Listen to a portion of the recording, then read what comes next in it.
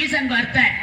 மைத்ரா, அதாவது நாகன்னி பெண்ணாளுக்கு குழந்தை வர வேணும்னு கேக்குறீங்க. ஆமா, அவளை பார்த்தா ரொம்ப பாவமா இருக்குது அப்படின்னா நாகராஜனுக்கும் நாகன்னி பெண்ணாளுக்கும் சரி இருவருடைய ஏட்டுக்கணக்கிலும் குழந்தை பாக்கியம் இருந்தா கண்டிப்பா கொடுத்துருவோம்.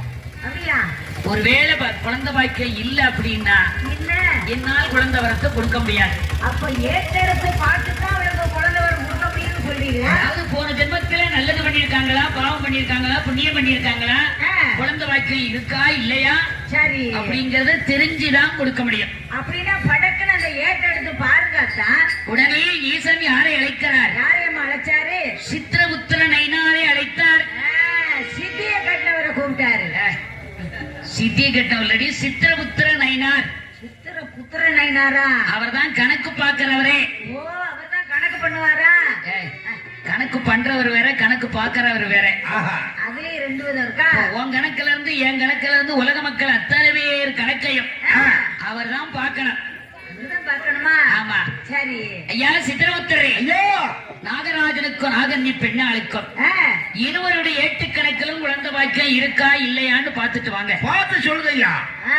உடனே சித்திரபுத்திர நயினார் இருவருடைய கணக்கையும் பார்க்க வேண்டும் என்று எங்கே வருகிறார்? எங்கேயம்மா வர்றாரு? கருவூல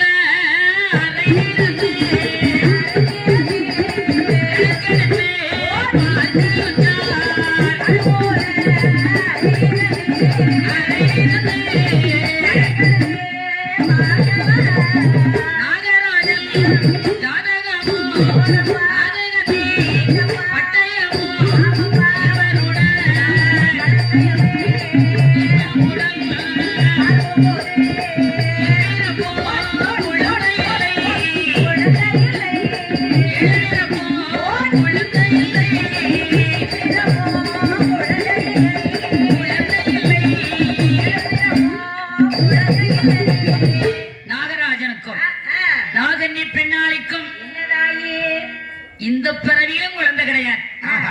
இனி 7 பிறப்பு பிறந்து வந்தாலும் அவங்க 2 பேருக்கும் குழந்தை பாக்கியமே கிடையாது. 7 பிறவிக்கும் பிள்ளை இல்லையா? 7 பிறப்பு பிறந்தாலும் குழந்தை இல்லைன்னு. 7 பிறவிக்கும் பிள்ளை இல்லைன்னா அப்பேற்பட்ட பெரிய பாவம் என்னம்மா பண்ணாங்க? போன ஜென்மத்துல அவங்க செஞ்ச பாவம் அப்படி. அப்படியா? ஆமா. அப்படி என்னதான் பாவம் பண்ணாங்க? இருவரும் என்ன பாவம் பண்ணிருக்காங்க தெரியுமா? என்ன பாவம்? அந்த நாகராஜன் போன ஜென்மத்திலும் ஆம்பளையாத்தான் பிறந்திருந்தான். போன ஜென்மத்திலையும்? ஆமா. சரி. ஆணழகனாக பிறந்தவன் காராம்பசிவனுடைய கன்றை கொன்று காட்டுல கொண்டு போய் புதைச்சிருக்கான். காராம்பசி